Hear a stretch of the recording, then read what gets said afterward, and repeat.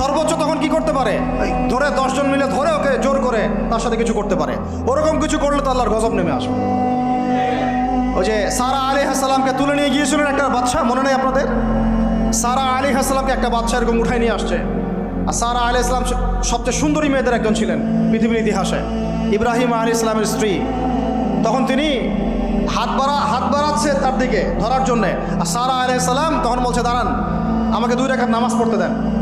2 রাকাত নামাজ পড়ে তিনি আল্লাহর কাছে হাত তুলে বলে, আল্লাহ তুমি জানো আমি আমার সতীত্ব, আমার ইজ্জত, আমার সম্মান আমার স্বামী ছাড়া আর কারোর সামনে কখনো প্রদর্শন করি না। আজকে এই জালেমের হাত থেকে আল্লাহ তুমি আমাকে বাঁচাও।